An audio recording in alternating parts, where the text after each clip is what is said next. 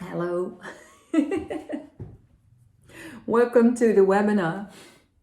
Today I'm doing a webinar on the unique position of the food creative.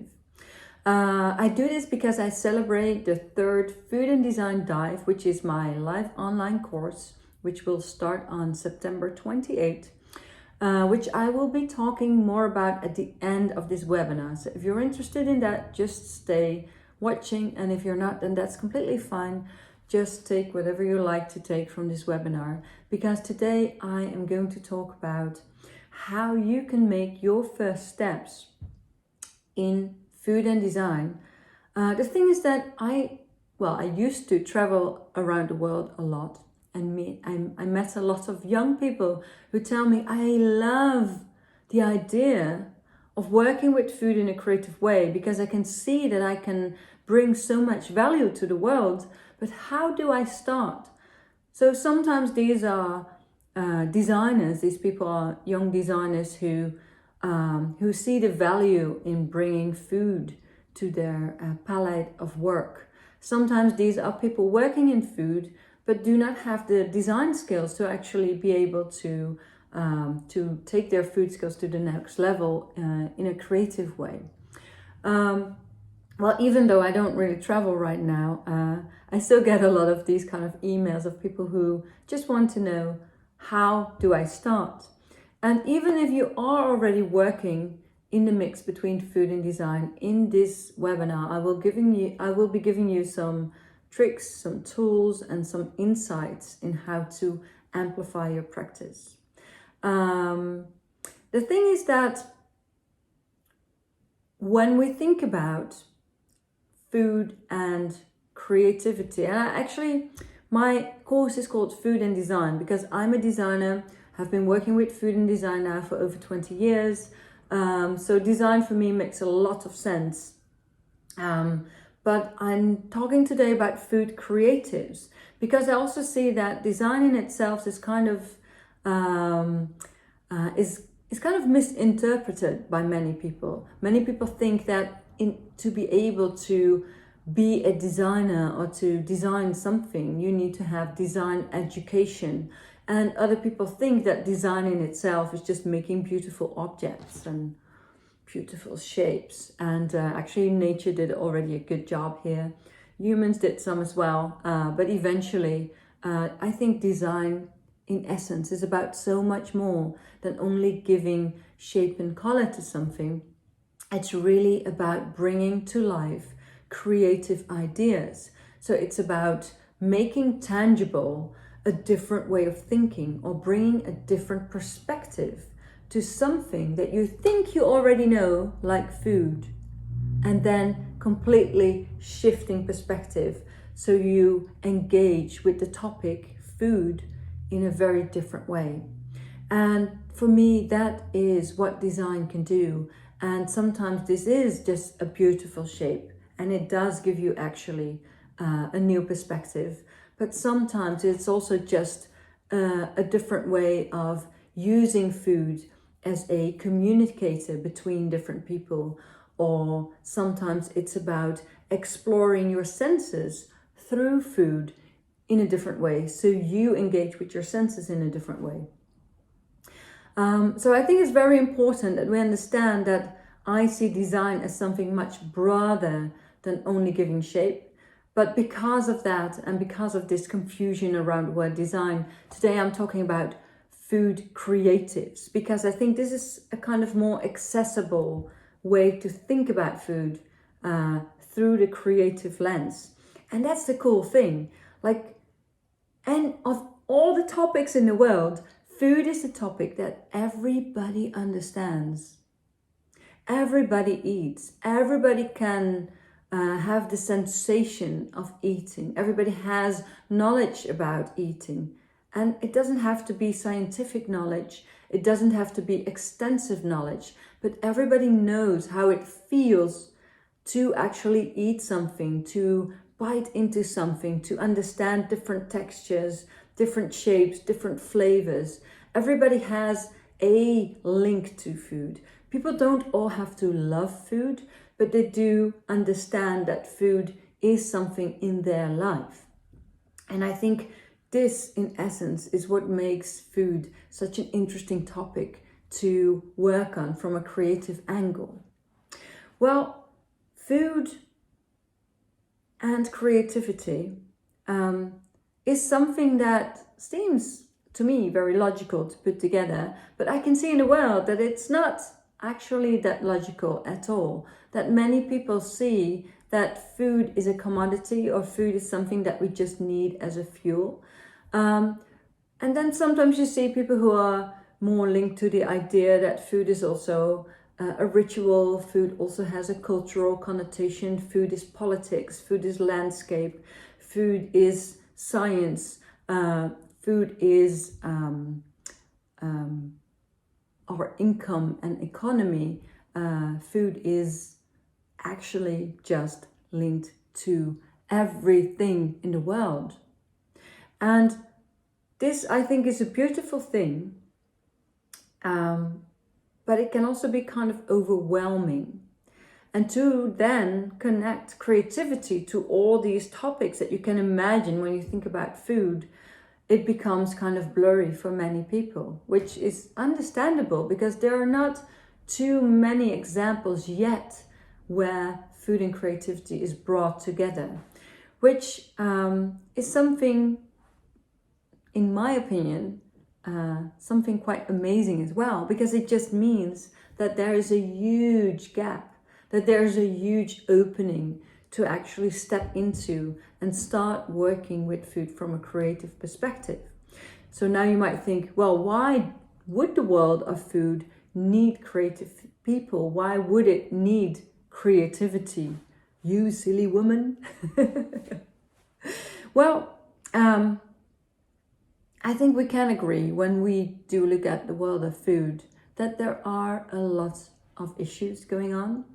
Many of the biggest issues with food, or the biggest issues in the world, are related to food, like climate change, like pollinator decline, like obesity, empty oceans, plastic pollution anyway, monocultures. There is this kind of endless and very sad list of things that are happening in the world right now that are connected to our food consumption. I am not saying that creative people who just jump into those issues will solve everything, but I do think that many of the issues that we see nowadays are there because they're created through systems that had been working for single purposes. And many of these systems have never been questioned. And I think one of the beautiful things of creative people is that they have the ability to be the outsider, to work together with specialists and to question things, to tilt perspective, to look from the bottom up to things, or perhaps from the top or from the side, to shake things around, and then to find new ways to deal with things. And maybe these are just small things. I'm not saying that everybody who works with food needs to tackle these big issues. You can also just work with food to make people connect between each other. You can also work with food to help people who deal with loneliness. You can also work with food to make people a little bit more healthy or a little bit more connected to the earth where the food was growing. So there's so many ways to start working with food that might not feel as if you are suddenly solving big issues in the world. But I do think if more and more people start to understand the power of creative thinking and apply that to this thing that they put in their mouth every day, all little steps together will start to make a big movement. And I think this is what excites me about the potential of creativity combined with food. So if you're watching this and if you're wondering, how do I make these steps? How can I get engaged with that? How do I suddenly change my business or my work life from working with objects or graphic design or textiles or wherever you are, or from food to a more creative way of working with food, how do you make those first steps? And I think many times when people see examples of amazing designs with food, people get excited, but then they actually don't see how to get themselves in there. And it is actually a shame to feel overwhelmed, to feel, wow, this is so much and I just know so little about the topics. How do I actually, how would I ever get myself to become a part of that? And I think the cool thing is with food, everybody is already a part of that, because we all eat every day, about 3-4 times a day perhaps. You are engaging with food, and this is your first opportunity to start to change that. So if you feel you want to create a food and design business, the first thing to do is just to think differently in the next bite you take. Perhaps you have a little conversation with your food. Perhaps you just start to think about where that food came from. So the process of creating designs with food is quite similar. So if you're already working as a creative, I think this is very important to see. The process of creating or designing a chair, for example, is very similar to working with food. Perhaps you don't have to do all these things yourself. You don't have to know how plastic works or how to make a mass production mold yourself. You can start to collaborate with other people, and this is exactly the same within food. And I think within food it's so cool because there are so many specialists in food. There are so many people who know exactly how to produce the most highest quality milk from cows, for example.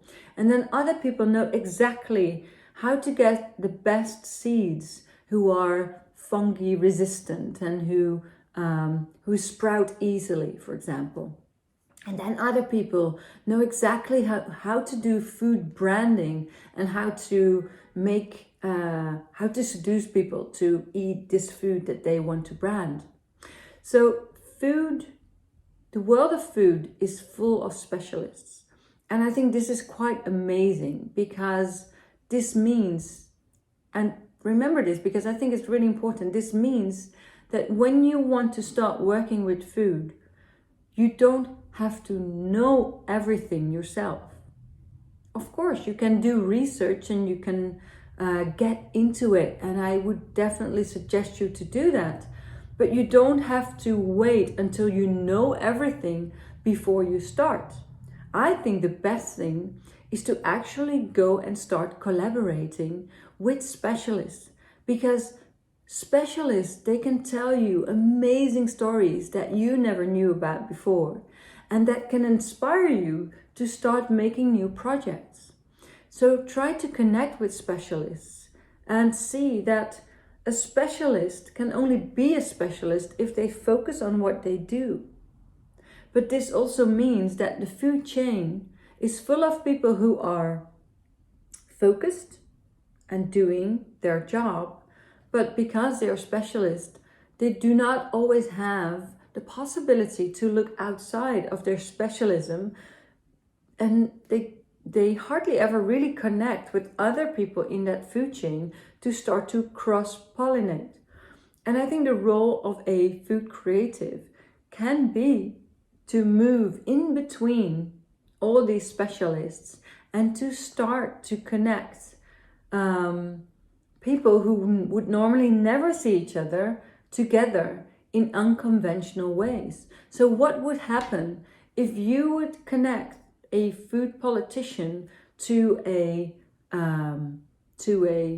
poultry farmer, for example, and start to see where you can merge these fields and where you can radically shift perspective? So when you start with food and design, or when you start with food from a creative perspective, be aware that you do not have to know everything about the food.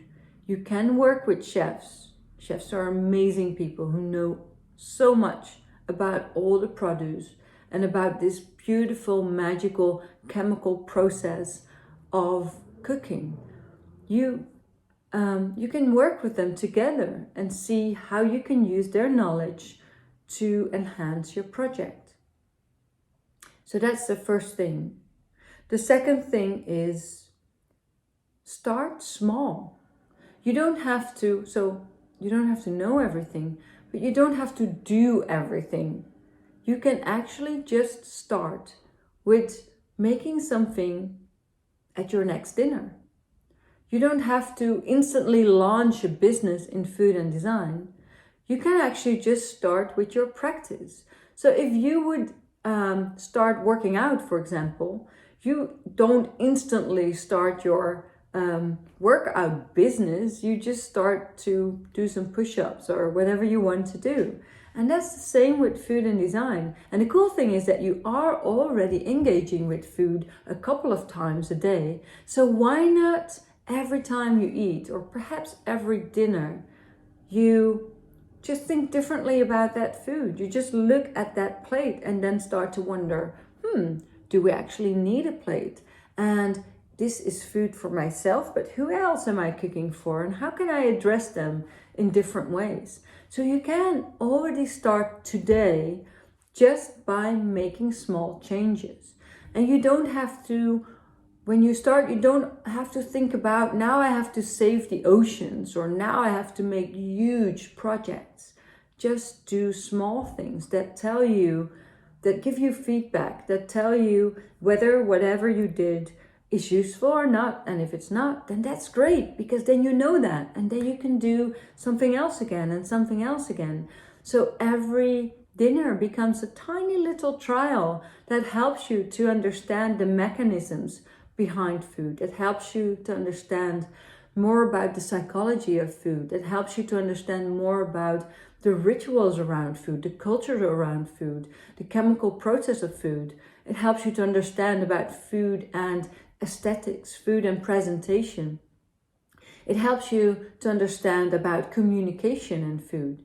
So already just starting small, starting with your daily dinner, for example, or your breakfast, can give you little sparks to make the next steps.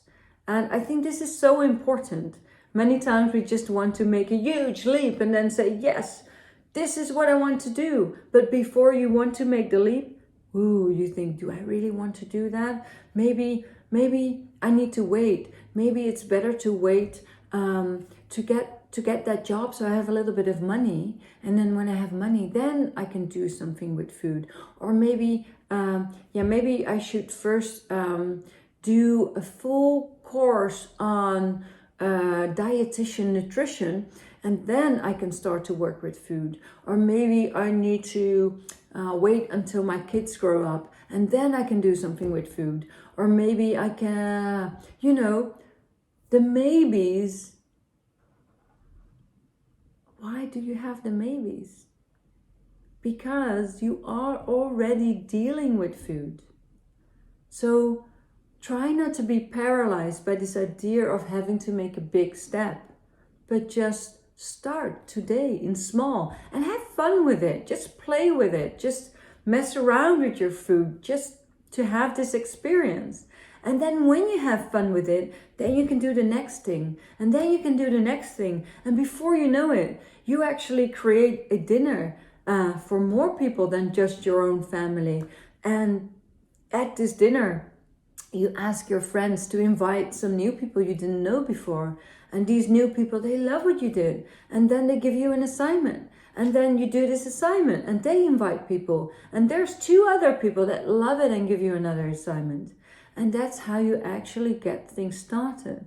So all you need to do is to not think about all these huge things, but to just think about your next dinner. And how are you going to make that a a special experience, maybe even just for yourself. But if you realize during a year how many dinners you make and how many breakfasts and how many lunches and how many opportunities you have to make little small changes to actually learn and learn and learn and change and shape and understand, wow, then within 1 year you already have a huge body of work just by doing small things. So don't feel paralyzed about how you should do your business or how it would make you money. Just go and start do it. That is really the first step. And it's really the only step to think about if you're still wondering whether you want to actually work eventually in the field of food and creativity. The next thing is, because there's so many opportunities. Like I said in the beginning, you could work with fishing, you could work with apples, you could work with food and psychology, you could work with food and healthcare or body care. You can work with farmers, landscapes, you can work with waste, pollution. There is so much. And don't forget the whole hospitality industry and event catering. There is so much you can do with food and creativity that I can understand it feels overwhelming and exciting and that you just want to do everything. What I would suggest for you to do is to start thinking to yourself, like, what really excites me? Am I just as excited about food waste as I am excited about making rituals for people around food so they feel more connected with food? Am I just as excited about working with food and science with this scientist that I know as I am about working with food and agriculture, for example? So check with yourself, what is your personal fascination? Because you don't need to do it all. You can just focus on what you enjoy doing and make that exactly what you want to do. The thing is that the world of food and design is so empty. There is so much opportunity and there's so much space for people to do things, that especially people who do what they love to do and find their space there, just do that. Just find your unique position within creativity and food and do this thing that actually excites you, instead of feeling that you either need to do everything or feeling that you need to do something urgent because you've heard that it's important to work with pollution. But if you do not feel excited about that, then perhaps you can just do something else. Because eventually the world is full of people who are going to work with food in the future. So all together, people will make this difference. And you can just be one little link in this complete thing. So don't feel overwhelmed and try to figure out what excites you. And if you are not sure about that, you can do a little exercise, which is quite nice. Just go and take some paper or a journal and start writing down what if. What if ... So it could be, what if I would be working with food and healthcare? And then start writing about how would that be? How would that make you feel? What kind of things would you think of doing? And try not to think about the practicalities of that. Try not to think about, but how would I then have to do all these things? No, that's not for now. You just want to figure out, you just want to use your compass and see which direction you want to go. And once you know that direction, you might not know how to take the next steps. But the cool thing is, if you just know what your direction is, if you know that that's the focus, and you just start today. Like I said, you can start very small, just making things, creative things.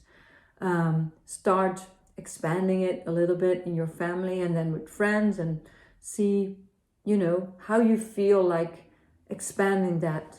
Then eventually you will always find your path towards this place where you want to go, towards this specific thing where you have set your compass to.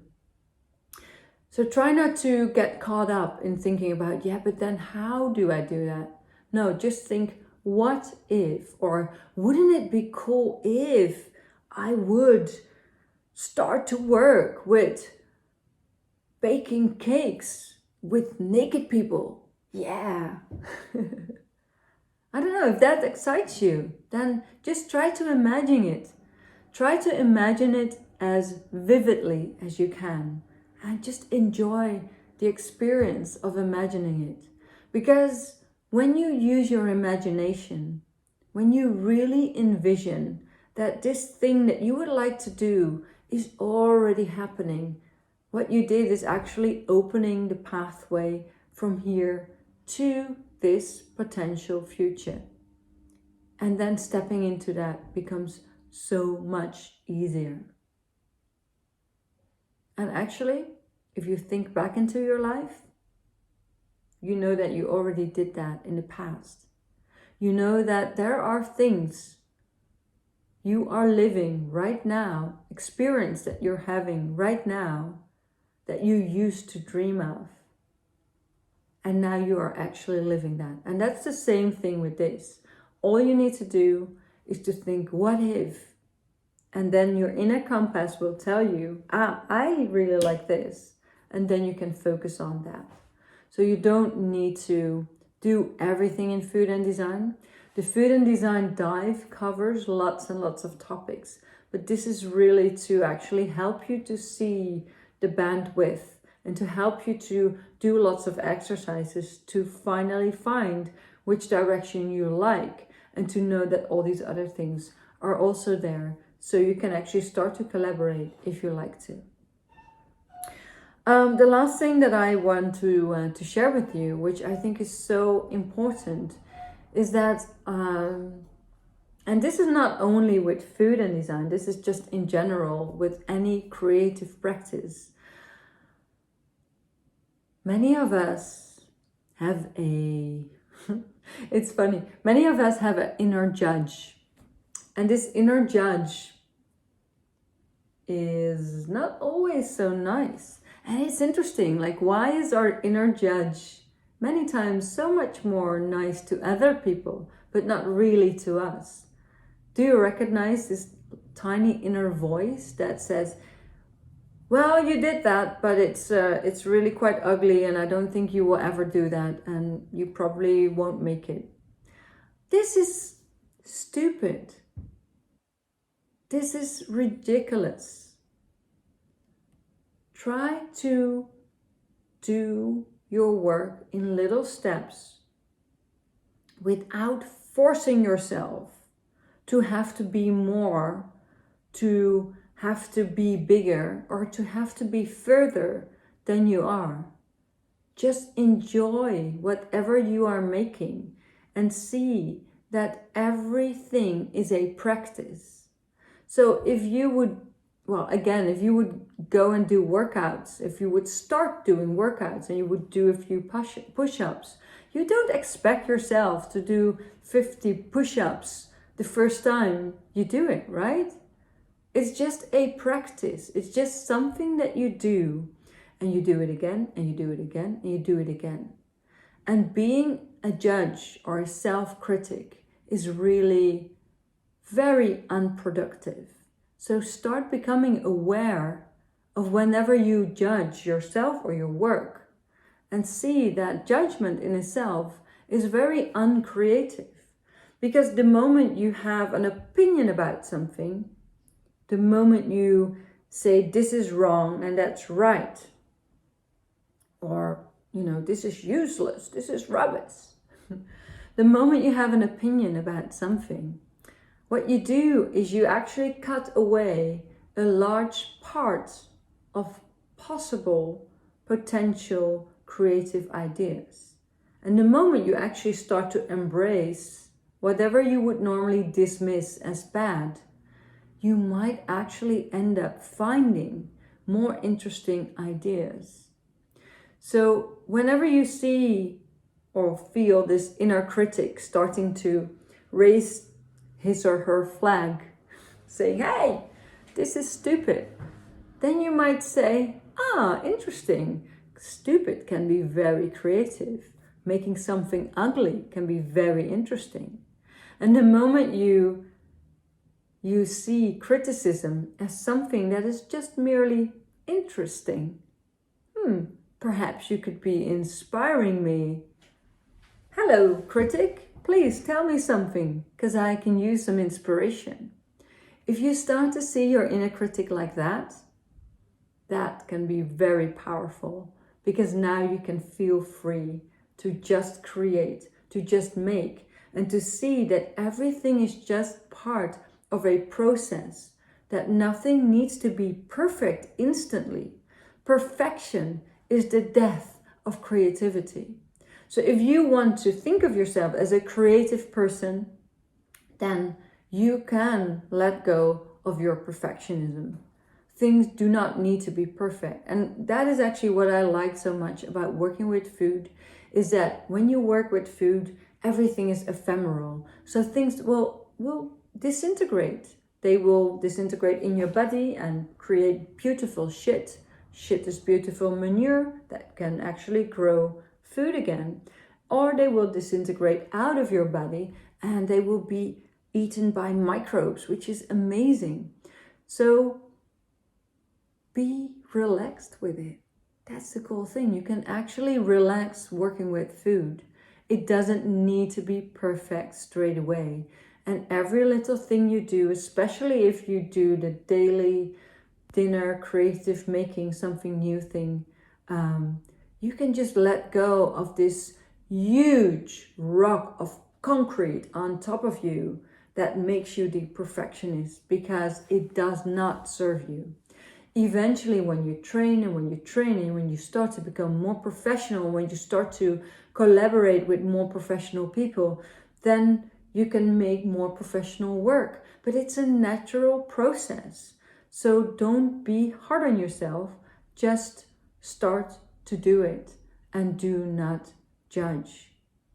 And the judging thing doesn't only count for judging yourself or judging what you have created, but also judging the food system. The food system is there. It's very complex. And I think the food system is being criticized far more than it probably should. I think finding nuance in processes in the food system has proven for me to be much more inspiring than already saying this is wrong and that is right. Because the moment you start judging, you are dismissing so much and you're really putting a little frame around your creative mind. So the judgment thing counts for yourself, but also for everybody and everything you are engaging with in the food system. Eventually, when you would embrace also everything that you would find negative about the food system, and if you would start to make creations that could be considered as dark or black before this goes out in the world, you will have your inner compass that tells you how to deal with that. But artistically, I think it's very important to always embrace that, because sometimes the most beautiful solutions that are positive solutions actually come from embracing something that people do not dare to touch.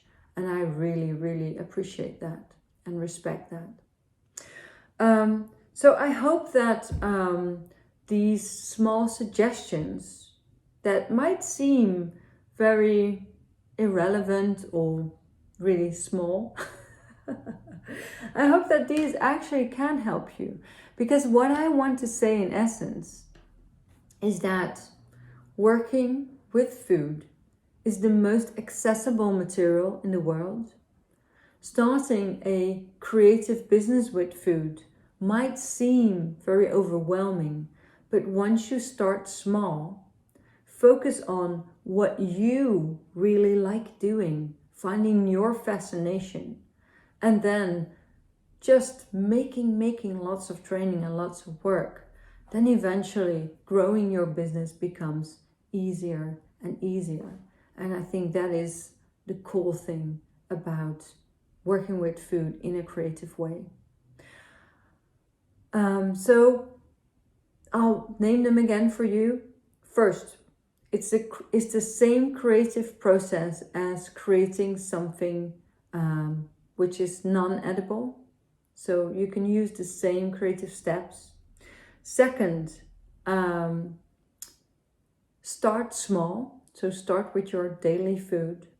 The third thing is you don't need to know everything. You can just work with specialists, and I would definitely suggest you to find specialists to work with, because it's so much fun. They have such amazing knowledge that you could never have anyway, unless you would become a specialist as well. So start working with specialists and know that you do not have to know everything right now. The only thing that you need to know is how to change perspective. The fourth thing is focus on your fascination. You do not have to take on all the subjects that food and design offer. It's quite cool that all these subjects are there. It's very cool that there's still lots and lots of space within food and design to step into and to actually create your business with. And the fifth one is do not judge. Do not judge yourself. Do not judge the food system. Just embrace the ideas and see opportunities. So why not start today with writing down what if, or wouldn't it be cool if I would do, I don't know, I would start to work with food and chefs, if I would start to work with farmers, if I would start to work in a creative way with healthcare, for example. So start to make that list, and you will know, because your inner compass is right here. You know then what to do. You know which path is your path. And why not start today with the next food you're going to eat and see if you can see it in a different way. If you can start to engage with your food in a different way. If you can perhaps share it with someone you didn't share it with before. If you are interested in these kind of things, and if you like this idea of taking simple steps to actually amaze yourself with whatever you can create out of that, or if you want to develop your practice in creative thinking, then I do invite you to have a look at the Food and Design Dive, which is my live online course. We will be starting in September the 29th. It is a 10 weeks online course. Every week we will do a live session, so we'll be seeing each other on Zoom. I will also be answering questions, and it's very nice. It's a very interactive way of communicating with each other. I will have classes with lots of images, with lots of examples of great food and design practices, and we will talk about different topics every week. Next to that, you will get a weekly challenge of things to do at home or wherever you are, to work with food, to develop your skills. And this weekly homework you will be posting in our group so we can all see it and we can all comment on it. And I will personally comment on all the things that you have done. So we will have a communication system going on there. Of course, there are many bonuses in this course. This is the third one I'm doing. I did 2 successful food and design dives already, and I'm actually so happy and appreciative of all the results that we already have from the first 2 of the students who have been developing their work, who have been finding their passions, who have been just amplifying their businesses within food and design. Many of those students were not designers. Many of these students were either chefs, some were caterers, some had their own businesses in food or in food education, gastronomy.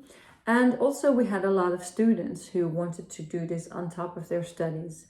So it's a very broad group of people, and that's very cool because it's a worldwide group of people. So what we get every time we do one of those food and design dives is we get this amazing peer group of people who also network together. So eventually you can expect to be part of this group who also continues communicating after the dive is already done. So this is a kind of added thing that you are not alone. You are together with like-minded people who all have amazing stories to bring into this group, which also excite me a lot. I have so much fun doing these things together.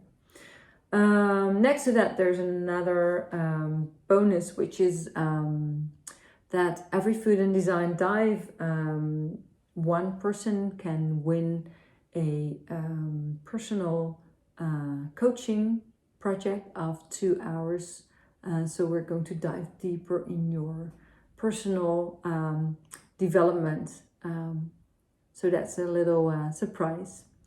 And we have some bonus sessions on creative strategies, because I see that food and design itself, as every design practice, is an amazing practice, but hardly anybody really looks at what is underneath. Who are the people? Who is the person that is actually the creative person? And how do you deal with things like stress, with things like deadlines? How do you deal with procrastination? How do you deal with self-criticism? How do you deal with finding inspiration and flow and time to work? So all these things, this kind of underlying practice of creative strategies are part of the food and design dive. This is a free access to my other online group, which is the Creative Strategies for Sensitive Pirates group. And there it's very cool to see how people move their lives from feeling overwhelmed, from feeling stress, from feeling like a creative block, from feeling pushed to perform without actually having the time and the space to play, having the time and the space to develop themselves or to experiment with things.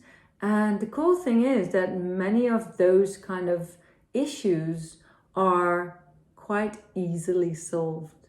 You just need to know what to do, and you just need a little bit of guidance in that. And so it's quite cool for me to see how people have been moved, how people have moved their lives from this to haha. I guess that says it all. So it's nice to know that it just works, and this is something that you get free as a part of the food and design dive. So this is all I wanted to share with you today. I can imagine that you do have questions after this. Just send your questions to me. I'm happy to answer them. You can do that on Facebook or Instagram, but you can also send them to me via email. When you see this video, then you also see the link to my email, but I'll just let you know it's studio@marijevogelzang.nl. So I'm happy to see if you have any questions. I'm happy to answer them. And I hope that this webinar was useful for you. Don't hesitate to make your first steps. It's quite cool that right now food and design is still an emerging field. There's lots and lots to explore. There's lots of your opportunity to make money in this field. And the cool thing is, whenever you bring more creativity into our daily eating experience, then you just add to a more beautiful world, to a bigger sensitivity to our senses, to food as a sensorial experience, and to how we as humans connect with each other and how we connect to our land and to the world. So if this excites you as much as it excites me, then I'm happy to see more of you. Bye.